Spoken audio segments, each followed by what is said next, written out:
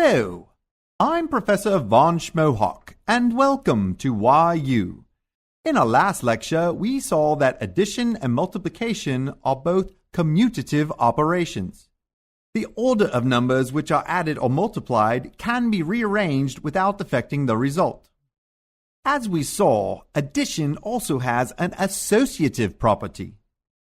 According to the associative property of addition, three or more numbers which are added can be grouped in any way without affecting the result. Does this also apply to multiplication? Let's start with our stack of 24 boxes and group them in different ways before multiplying.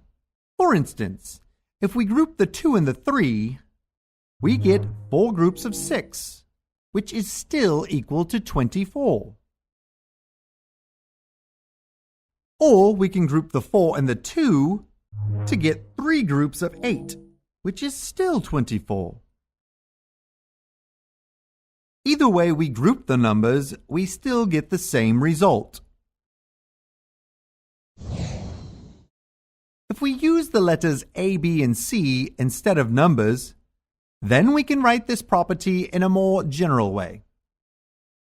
So the associative property applies to both addition and multiplication. But what if we have a group of numbers which are added and multiplied? Does the associative property still apply? Let's take an example where we group 2 plus 3 times 4 in 2 different ways.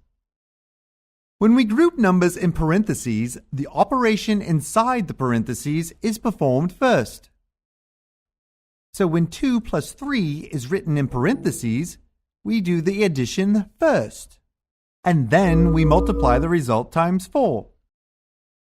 In the second case, the parentheses are around the 3 times 4, so the multiplication is performed first, and then 2 is added to the result.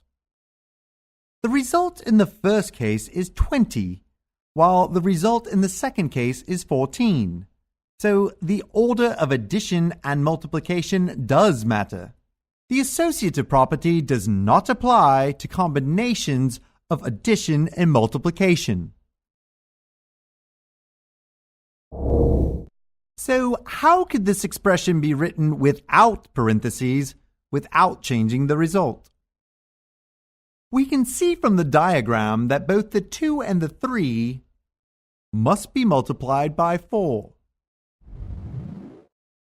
So if we remove the parentheses, we must multiply each number in the parentheses by 4.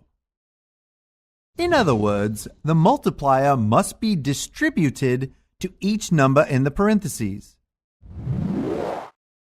This is called the distributive property of multiplication over addition, or for short, the distributive property.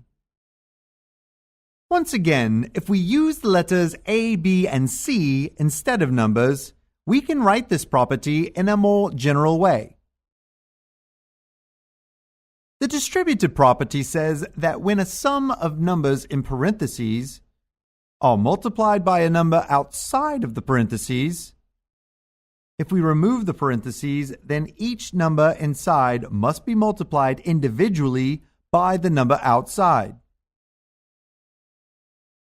We can also use the distributive property in reverse.